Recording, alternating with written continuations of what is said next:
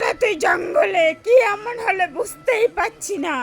রাজকুমার গেলেন আর ফিরে আসলে না, আমারও তো দুঃখ হয়। তাদেরকে খুঁজতে পাঠালাম, তাদেরকেও খুঁজে পাওয়া যায়নি।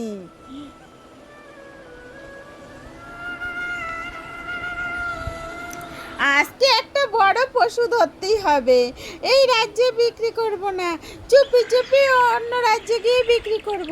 এই রাজ্যে মহারাজ একদম দাম দেয় না, কেউ আর জানতে পারছে। এই দিকে কে আপনি? জঙ্গলে ঢুকবেন না, বিপদ হতে পারে। ওরে বাবা, এই যে দেখছি নীল পাখি। নীল পাখিটাকে তো মেরে ফেললে বিক্রি করলে অনেক টাকা পাওয়া যাবে। দেখুন, আমি আপনাকে সতর্ক করছি, আমার কাছে আসবেন না। আমার কাছে এলে আপনি কিন্তু ভস্ম হয়ে যাবেন। আমি অভিশপ্ত পাখি।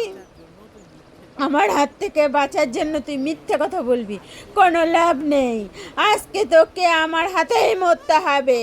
তুই যে শিকারি ভাই, আপনি অনেক জায়গায় ভুল করছেন। আমার কথাটা শুনুন, আপনি তাড়াহুড়ো করবেন না। আমাদের রাজ্যে বড় বিপদ ঘনিয়ে আসছে। এসব আজগুবি কথা আমায় বলিস না। আজকে আমি তোকে মেরেই নিয়ে যাব, কেউ তোকে বাঁচাতে পারবে না। আরে মূর্খ মানুষ, আমার জন্য মরার ভয় ধরতো, তাহলে আমি আপনার কাছে আসতাম কেন? ব্যাপারটা একটু বোঝার চেষ্টা করুন। কি, তুই আমার মুখ্য বললি? তোর এত বড় সাহস! আর আমি সহ্য করব না। নির্মল তার বর্ষা নিয়ে নীল পাখিটার দিকে ছুটে যায়। নির্মল যেমনি মাত্র পাখির সংস্পর্শে আসে, ঠিক তখনই নিমিষের মধ্যে পুরো ছাই হয়ে যায়। আমি বলেছিলাম, কেন যে কেউ আমার কথা শুনতে চাইছে না।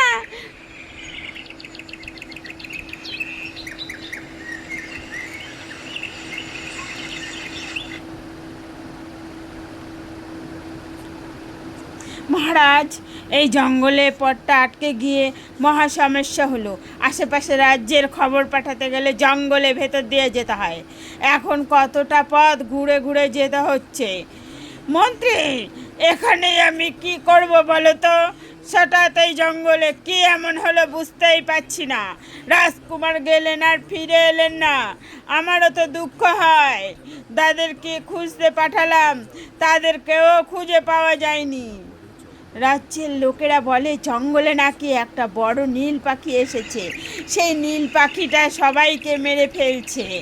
হ্যাঁ, খবরটা আমিও শুনেছি, তবে এই কথাটা কতটা সত্যি বলতে পারবো না। বাস, তাহলে একবার যাচাই করা যেতে পারে। একা শিকারি দলকে পাঠান না, ওরা এসে কি বলে দেখুন। হ্যাঁ, ঠিক বলেছ তুমি। তাহলে এই রাজ্যের সব শিকারির সাথে আমাকে কথা বলতে হবে। কেউ একা যাবে মনে হয় না। যে ওই পাখিটাকে মারবে তার জন্য একটা মোটা টাকা পুরস্কার ঘোষণা করুন। দেখবেন টাকার লোভে সবাই কাজ করতে শুরু করে দেবে। হ্যাঁ হ্যাঁ, তাই করো। আমার রাজ্যে অন্তত এরকম চলতে পারে না। কোথা থেকে উদয় হলো এই পাখি, সেও নাকি তাণ্ডব ঘুরছে। আমার কপালে জুটে সব। মহারাজ, আমি তাহলে যাই, খবরটা গ্রামে ছড়িয়ে দিয়ে আসি। হ্যাঁ হ্যাঁ, যাও যাও। আর কথাটা এমনভাবে বলো যেন সবাই আগ্রহ দেখায়, ভয় পাইয়ে দিও না যেন। আরে মহারাজ, আপনি এসব নিয়ে চিন্তা করবেন না, আমি সব সামলে নেব।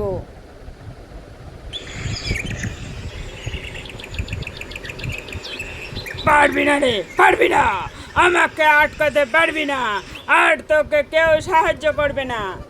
অতটা অহংকারে করিস না বদমাস সাধু। তোর এই ছল চাতুরি বেশি দিন টিকবে না। তুই কি ভাবিস আমি ছোট খাট্ট ভণ্ড সাধু? আমি এই বিশ্ব ব্রহ্মাণ্ডের সবচেয়ে শক্তিশালী হতে চাই, আর ওই হবেই দেখাবো। তাই জন্য এই জঙ্গলটা আমার দরকার। আমি এই রাজ্যের রাজকুমার, তুই আমায় বন্দি করেছিস ঠিক আছে, তবে এই রাজ্যের কোনো ক্ষতি করতে দেব না।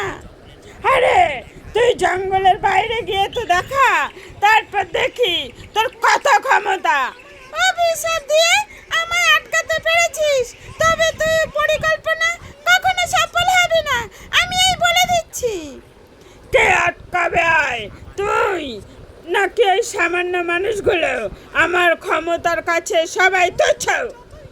ও অন্ধকার যতই ঘন হোক না কেন, একদিন তো আলোর সামনে সে কিছুই নয়। ঠিক তেমনি বদমাস যতই ক্ষমতাবান হোক না কেন, ভালো মানুষের কাছে সে কিছুই নয়। এইসব কথা ওই বইয়ের ভিতরেই ভালো লাগে, বাস্তবে না। জাল অনেক হয়েছে, এবার যা, না হলে আমি কি করতে পারি তুই বেশ ভালোভাবে জানিস। হ্যাঁ, ও তুই অত্যাচার করতেই তো শিখেছিস, তাছাড়া আর কিছুই জানিস না। আমি সব থেকে বিষয়ে শক্তিশালী হব, সবাই আমাকে মানবে। আমি হব এই গোটা বিশ্ব ব্রহ্মাণ্ডের মালিক, কেউ আটকাতে পারবে না আমায়, কেউ না।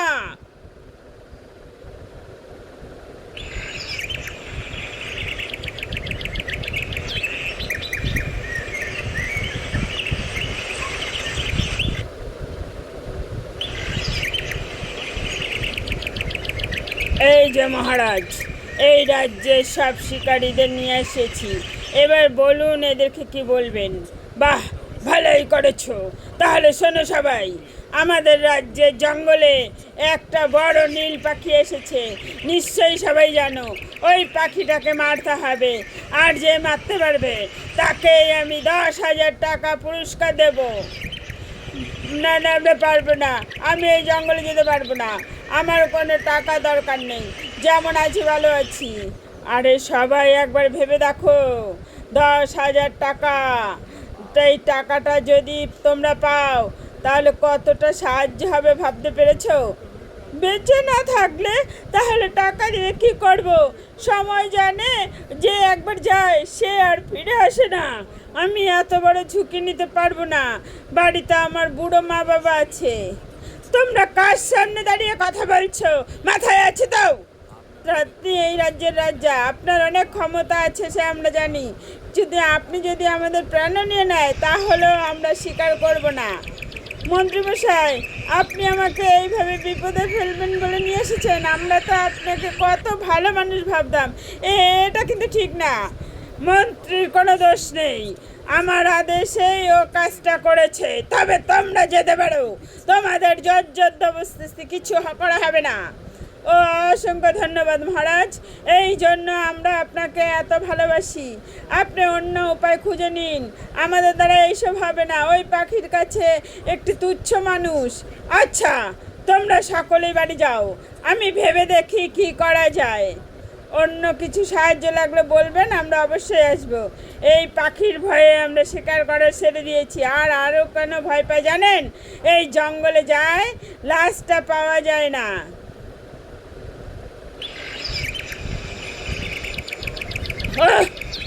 আমি শিকারী মানুষ, এইসব কাজ আমার দ্বারা হয় নাকি? কোথা থেকে উড়ে এসে নীল পাখি জুড়ে বসলো কি জানি, আমাদের কাজকর্মগুলো গেল। আচ্ছা দাদা, আপনি কি এই রাজ্যের বাসিন্দার? এখানে কাজ করছি, নিশ্চয়ই এখানকারই হবে। কি হয়েছে?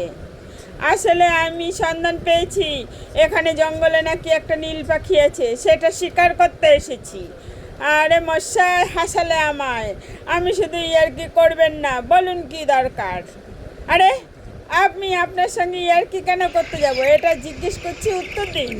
তবে আমরা কেউ যাই না জঙ্গলে, যে ওই জঙ্গলে গেছে সে কোনোদিন ফিরে আসেনি। ওই নীল পাখি সবাইকে মেরে ফেলছে। আমি এইসবের ভয় পাই না, এই পাখিটাকে মেরে নিয়েই যাব। ওই সামান্য পাখি আমার কিছুই করতে পারবে না। আপনি সত্যি জঙ্গলে যাবেন? আরে হ্যাঁ বাবা, হ্যাঁ, কতবার বলবো? আপনি যদি আমায় বলতে না চান তাহলে বলতে হবে না, নিজেই চলে যাচ্ছি। আপনি চলুন আমার সঙ্গে মন্ত্রীমশাইয়ের বাড়ি, ওখানে গিয়ে কথা হবে। আপনাকে মহারাজ সম্পূর্ণভাবে সাহায্য করবে, আসুন আমার সঙ্গে। মহারাজের কাছে কেন? আমাকে কারাগারে পড়ার ধান্দা আছে নাকি? আরে না রে বাবা না, আপনি আসুন তো মশাই।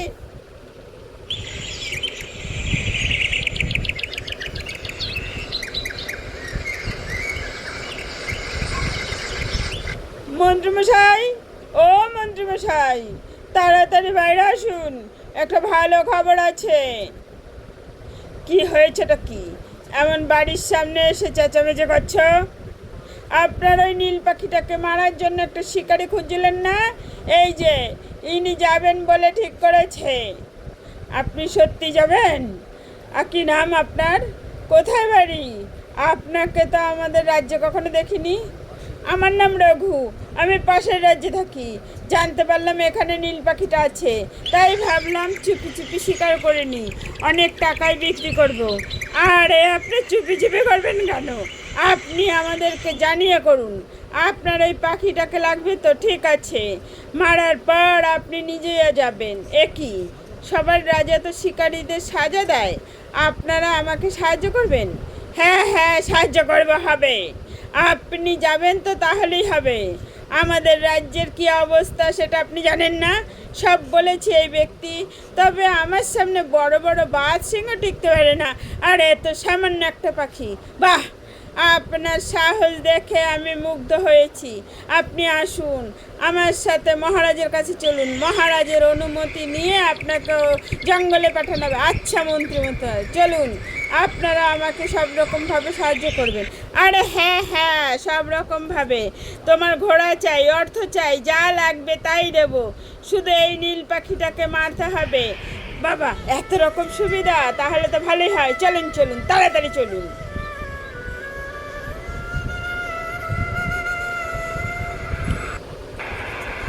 তুই বড্ড বেড়েছিস, আজকে তোকে আমি শেষ করেই ফেলবো। যে জঙ্গলে আসছে তার কাছে সাহায্য চাইতে হবে, আমাকে শান্তিতে যজ্ঞ করতে দেবে না। আমায় ছেড়ে দাও, আমি তোমার পায়ে পড়ছি, বড্ড ব্যথা করছে, আমায় ছেড়ে দাও। না না, আজকে তো আর ছেড়ে দেবো না। অনেক দিন থেকে দেখছি আমি তোর জন্য আমি যজ্ঞ করতে গিয়ে মন দিতে পারছি না। এবার বুঝতে পারছিস তো আমার বিরুদ্ধে দাঁড়ানো কেমন মজা। আমায় মাফ করো, আমি আর এমন করব না, দয়া করে আমাকে ছেড়ে দাও। এভাবে মেরো না আমায়, একটু ব্যথা লাগছে। তোকে আমি মারবো, তবে এমন ভাবে অত্যাচার করে যাব, তবেই তুই শুধরাবি। বল আগে, আমার কাজের কোনো বাধা হয়ে দাঁড়াবি না। হ্যাঁ হ্যাঁ, আমি তোমার কাজে কোনো বাধা হয়ে দাঁড়াবো না, আর আর কাউকে কিছু বলবো না। এই তো, এবার ঠিক আছে। যখনই প্রতিবাদ করতে যাবি এই মাঠটা মনে রাখবি। এই জঙ্গলে থাকতে হলে এটা মাথায় রাখিস, আর আমিও এই জঙ্গলেই আছি। আমি আর কখনোই তোমার সামনে আসবো না, তুমি তোমার কাজ করো, যাও। বেটাকে বেশ করে মেরেছি, আর মনে হয় তার ওর থেকে সাহায্য চাইবে না। এরে বাবা, আমি শান্তিতে তপস্যা করতে পারবো।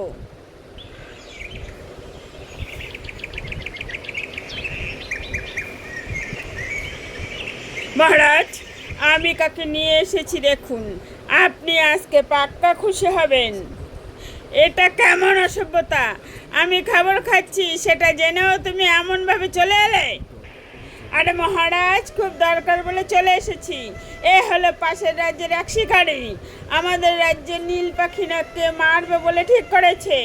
আরে বাহ, এ তো বেশ খুশির সংবাদ। আমি বলছি, যাও তুমি, তোমার যা লাগবে মন থেকে বলো, মন্ত্রী তোমায় দিয়ে দেবে।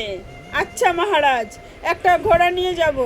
হ্যাঁ হ্যাঁ হ্যাঁ, ঘোড়া যদি ভালো অস্ত্র লাগে নিয়ে যাও, তাহলে ওই পাখিটাকে মারতে হবে। যদি মারতে পারো তাহলে আমার থেকে বেশি খুশি কেউ হবে না। দেখলেন তো, আমি বলেছিলাম আমাদের মহারাজ সম্পূর্ণ আলাদা। সাহায্য পেলে তো, সেটাই তো দেখলাম।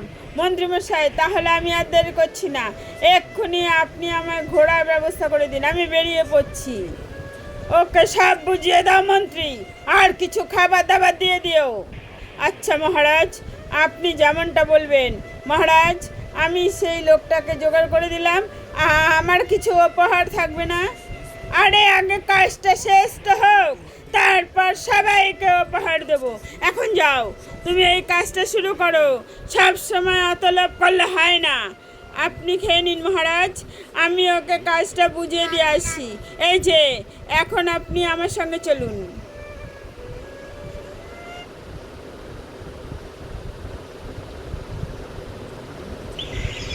জঙ্গলে তো চলে এলাম, এবার কোথায় পাওয়া যাবে ওই পাখিটাকে? যা করার তাড়াতাড়ি করতে হবে, বিকাল হয়ে যাচ্ছে, সন্ধ্যা হবার আগেই কাজ শেষ করে ফিরতে হবে।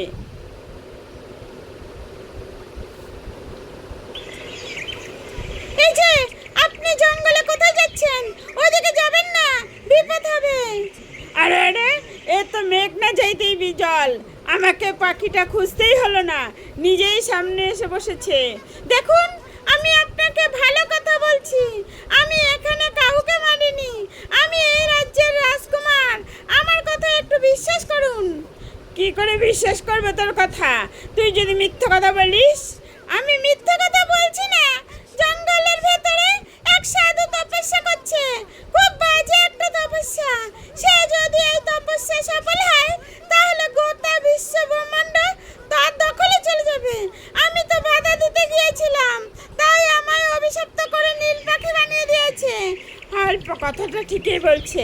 আমি এতদিন ধরে শিকার করছি, আজ পর্যন্ত কোনো পশু পাখি তো কথা বলতে দেখলাম না, কিন্তু এই পাখি যে কথা বলে। ওই সাধু আমাকে অভিশাপ দিয়েছে, যে আমার কাছে আসবে সে ভস্ম হয়ে যাবে। দয়া করে আমার সাহায্য করুন, আটকাতে হবে এই সাধুকে। কিন্তু ওই সাধু যদি এতটাই ক্ষমতা বানায় তাহলে আমি আটকাবো কিভাবে? আমি তো এক তুচ্ছ শিকারী। এই জঙ্গলের মাঝেই আছে এক জাদুর তরোয়ার, একমাত্র সেই তরোয়ার পেলেই আপনি সাধুকে হারাতে পারবেন। ওই তরোয়ার যতক্ষণ আপনার হাতে থাকবে ততক্ষণই ওই সাধুর ক্ষমতা আপনার উপর কাজ করবে না। কিন্তু ওই তরোয়ার পাবো কোথায়? এই জঙ্গলেই আছে, তবে আমি দেখতে পাইনি, কারণ ওই সাধু আমাকে অভিশপ্ত করেছে। আচ্ছা ঠিক আছে, আমি তোমায় সাহায্য করব, আমার সাথেই থাকো।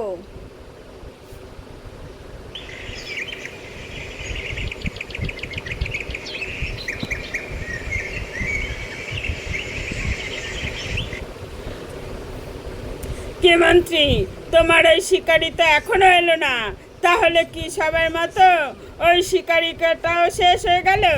সেটাই তো আমিও ভাবছি।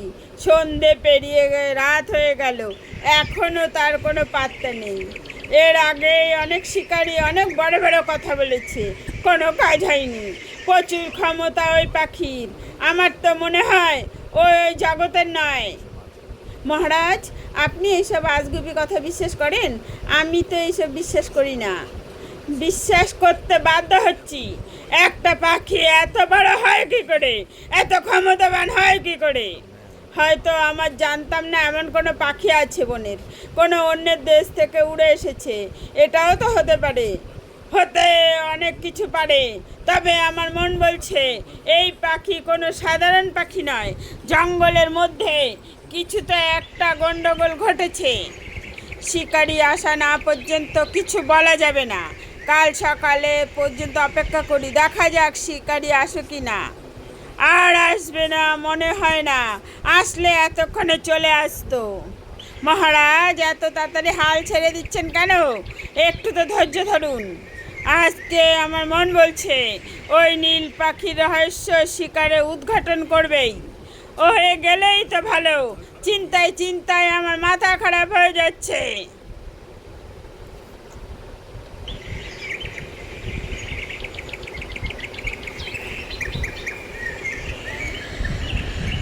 অনেক খোঁজাখুঁজির পর রঘু নদীর পাড়ে এসে দাঁড়ায়। সেখানে দাঁড়িয়ে দেখতে পায় নদীর মাঝে একটা বড় পাথরের উপর রাখা আছে একটি তরোয়ার, কিন্তু নদীতে কুমিরে ভর্তি। কে হলো বন্ধু, তুমি এখানে দাঁড়িয়ে পড়লে কেন?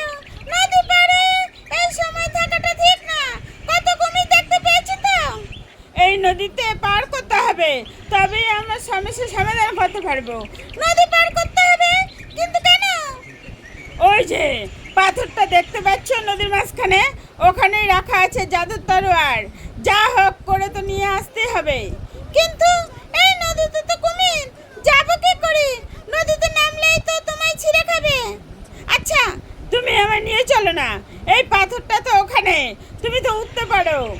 যদি এমন ভাবে হতো তাহলে আমি এতক্ষণে নিয়ে চলে যেতাম।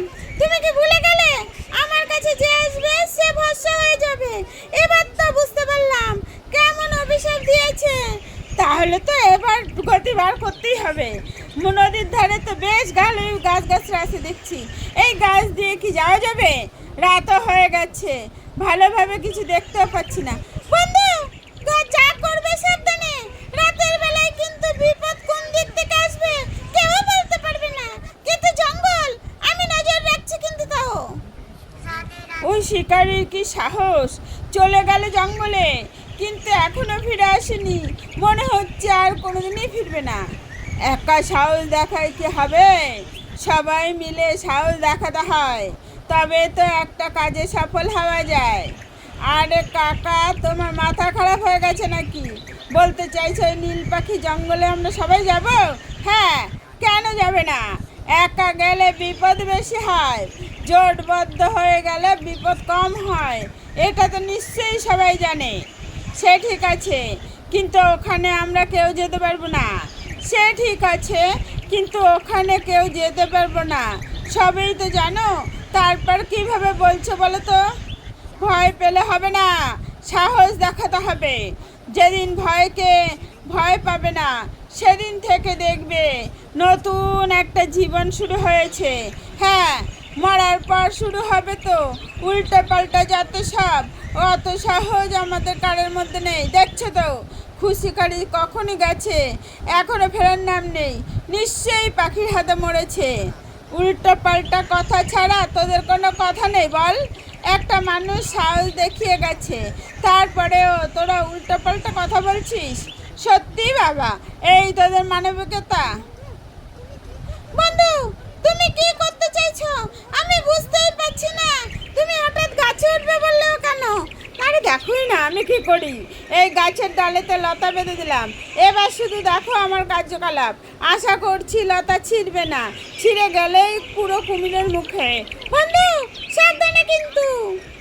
রঘু আর কিছু ভাবনা চিন্তা না করে লতার ওপর ভরসা করে ঝুলে পড়ে। সে যেটাই ভেবেছিল সেটাই ঠিক হলো। লতা পাতার সাহায্যে সে পৌঁছে গেছে পাথরের ওপরে।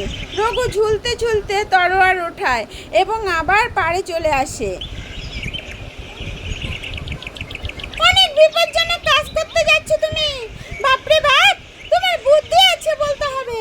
সে তো বুদ্ধি বলতে হবে না, সাহসও আছে।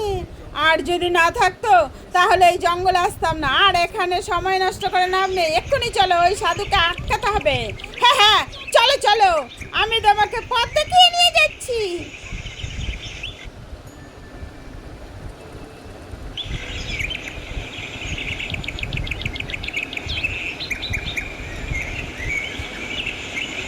এই সাধু, তোর এই তপস্যা বন্ধ কর। তুই কি ভেবেছিস ওই যা ইচ্ছে তাই করবি? আরে তুচ্ছ মানুষ, তুই আমার কাছে কিছুই নসনি। আমি যদি চাই তোকে এক্ষুনি এর মতো পাখি বানিয়ে দেব। আরে বানিয়ে দেখা। তুই আজকে আমার কিছু করতে পারবি না, কারণ আমার হাতে রয়েছে এই তলোয়ার। এই, তুই কোথায় পেলি এই তলোয়ার? ওই তলোয়ার তাড়াতাড়ি দে আমায়, খুব খারাপ হয়ে যাবে কিন্তু। আজকে তোর বিনাশ হবেই, তুই যতই যা করিস না কেন। আজকে আর আমায় আটকাতে পারবি না। সাধু তার সম্পূর্ণ মায়া শক্তি দিয়ে রঘুকে আক্রমণ করে, কিন্তু রঘুর কিচ্ছু হয় না। এবার রঘু ছুটে গিয়ে ওই সাধুর গলাটা কেটে দেয়। সাধু মারা যাওয়ার সাথে সাথে নীল পাখি রাজকুমারে রূপান্তরিত হয়ে যায়। এই তো, আমি আমার আসল রূপ ফিরে পেয়েছি। ধন্যবাদ বন্ধু, তুমি না থাকলে হয়তো আমিও কোনোদিন অভিশাপ থেকে মুক্ত হতাম না, আর আমাদের গোস্বা ব্রহ্মাণ্ড বিপদে পড়তো। তুমি অনেক বড় বিপদের হাত থেকে রক্ষা করলে। আজকে আমি এই কাজটা করতে পেরে খুব খুশি হয়েছি। আমিও জানতাম না যে এত বড় কাজটা করে ফেলবো। তুমি চলো আমার সাথে রাজপ্রাসাদে, বাবাকে বলে আমি তোমার একটা ব্যবস্থা করে দেবো।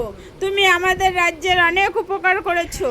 এইভাবেই শিকারির ওপর জঙ্গলে নীল পাখির রহস্য উদ্ঘাটন করে, রাজকুমারকে অভিশাপ মুক্ত করে সবাইকে দেখিয়ে দেয় সাহস থাকলে সব কিছু সম্ভব।